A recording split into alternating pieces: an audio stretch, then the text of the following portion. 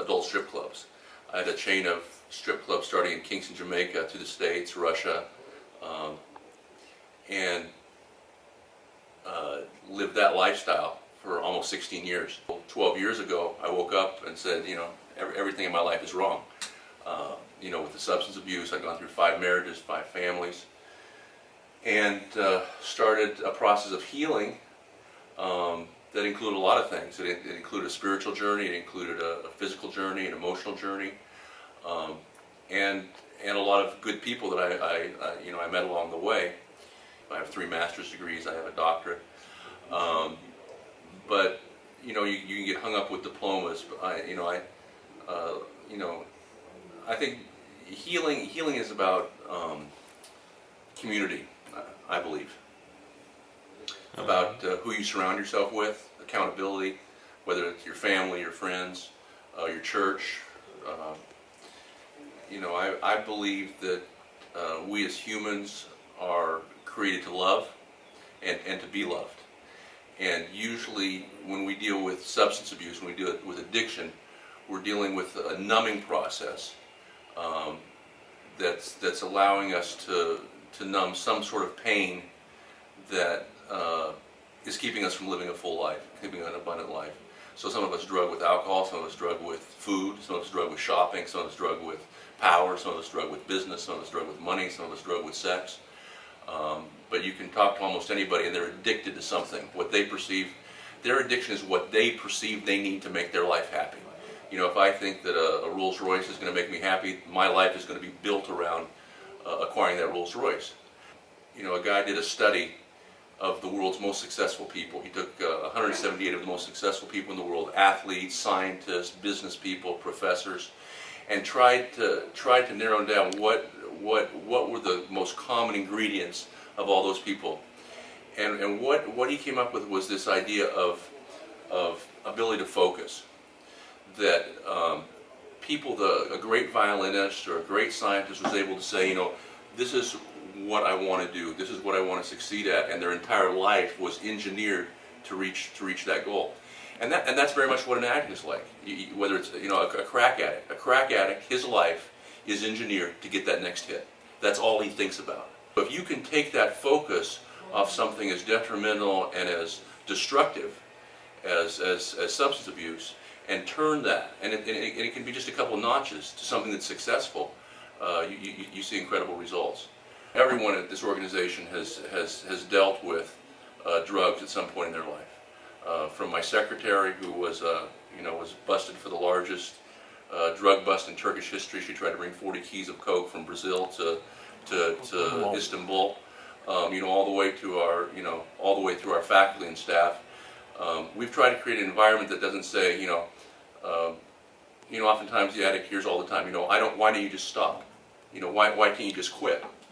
And it's interesting when you do cross-addiction studies, you talk to a gambler. I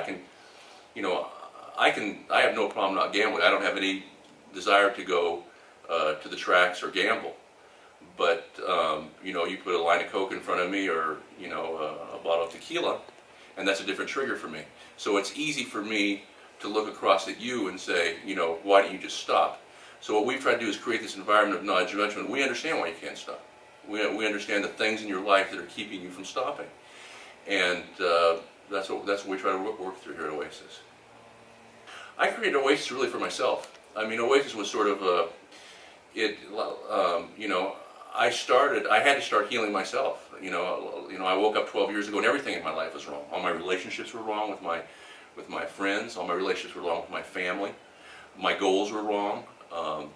Everything was wrong. And so I had to take a step back and say, where do I start? That's what we call an oasis. An oasis is a place in the desert where you can find life.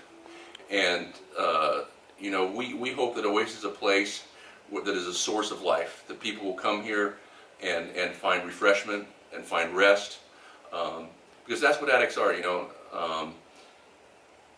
A major ingredient of this whole process of healing is finding rest, and that's why we're so big here on the tennis and the horseback riding, the scuba diving, and people say, well, there's a lot of recreation, there's a lot of you have to learn to live again. You have to realize there's more than than drugs, sex, and rock and roll in life that make you happy.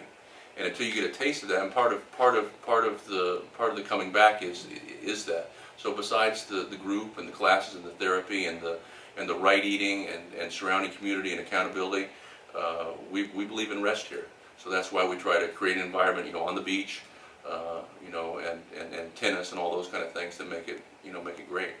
I've got a degree in a master's in religious studies. I've got a master's in Jewish studies.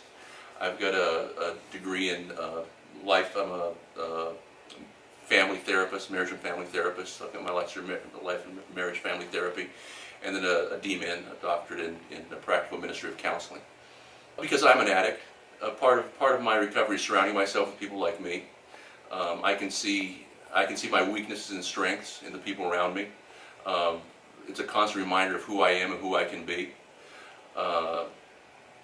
You know, there's so many things in life. I mean, when you're young, you know, you want to make money, you want to be successful, you want to have a family, and the older you get, you realize those lasting things. I just turned 50, and you discover those lasting things are when you poured yourself into other people's lives, when you unselfishly gave to somebody else, and maybe you don't realize it at the time, but over a period of years, that becomes much more valuable than the houses you acquired, the cars you acquired, or even a lot of the experiences you had. But it's are the people that you poured into their lives and they poured into your lives. That's the wealth you have. The older you get, that's where your wealth is. We have different tracks here at Oasis. You know, we have we try. You know, you have different programs, and I think some are very faith-based and they're very spiritual and they're very rah-rah. You know, you're jumping pews 3 at a time and swinging from the chandeliers. And then you get on the other side, you get purely medical and clinical, where, you know, it's all about just the chemistry of the brain. And what we believe in a very holistic method here. We believe, you know, in the spiritual, in the physical, in the emotional, in the rational. And we believe that every part of us needs to be engaged in the healing process. So, as I mentioned about recreation, you know, we try to keep people busy and have a good time here. So, you know, we make individual tracks. We have yoga, we have tennis, we have horseback riding, we have scuba diving, we have sailing. You know, we have gym, we have trainers, we have nutritionists. You know, after you get out of a 28-day program here, we want your life to be revolutionized. And we understand that this is just the starting point. You know, the important thing we want to do here is as we continue to learn how to communicate, how to receive, how to give, how to be in community, because the human condition only works when we are able to work in relationships. That's what we are created for. We are created for relationship. We are not created to be isolationists. So what the drug does, what the substance does, is isolate us. It gives us shame. It makes us guilty. It separates us from the happiness and success we really are looking for in life. And so what we try to do is individualize. When you first come the first few days here, you'll sit with our counselors, our therapists. We'll try to figure out your likes, your dislikes, and set you up a schedule. You'll be very busy, but it'll be a great month. A hard month, but a good month. There's a lot of great organizations that do this. I think we're sort of revolutionary in the sense that we come at it a little differently, in that we are so holistic. You know, between the rational and the spiritual, and the physical and the emotional, we try to cover all those areas. Also, I think our faculty. I think we probably have one of the best faculties in the United States. Both our medical team, our clinical team, and also our therapeutic team. And we're in sunny South Florida. I mean, we've got sunshine 365 days out of the year. You know, most of the time you're on the beach, and most of our properties are on the beach, so it's a great place to be. The achievement I think we're most proud of is the group of people we've been able to bring together. I mean, over my healing process over the last 12 years, I've had the opportunity to meet some of the best life coaches, some of the best medical doctors, some of the best therapists that are in this industry. Fortunately, I had the income that I could go out and find the best for my own sort of custom therapy. And we've been able to bring those people from across the United States and even from around the world to come together as a team to work with our clients, and that's what we're most excited about. Substance abuse is everywhere. It hits every economic strata. It hits every. It's not prejudiced. We get everybody here from NFL players to movie stars to people that work a 40-hour week. Everybody. Substance abuse, drug addiction is not a poor man's disease. It'll make you poor, but it hits everybody. I mean, everywhere from famous movie actors to athletes to business people. Everybody from all walks of life comes to Oasis. And it's just not a problem in the United States. It's an international problem. We have a lot of people flying in from overseas to spend time with us.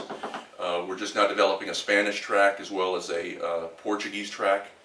So it's not a U.S. problem. It's an international problem. Drugs become a problem when it's repressed, when it's hidden. There's a lot of shame in it. There's a lot of especially amongst families. They want to hide the fact that their son, their daughter, their mother has a problem, fights it, and so it's coming out more and more. I think a lot of things in the media and a lot of because of the Lindsay Lohans and the famous celebrities that have encountered these problems. It's getting more out in the open, which I think is a good thing. But it's a problem that's growing, especially among the pharmaceuticals.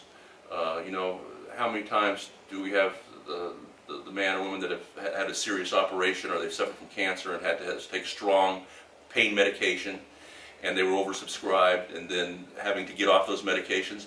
I'd say half of our work right now is with the opiates, getting people off pharmaceutical drugs, legal drugs.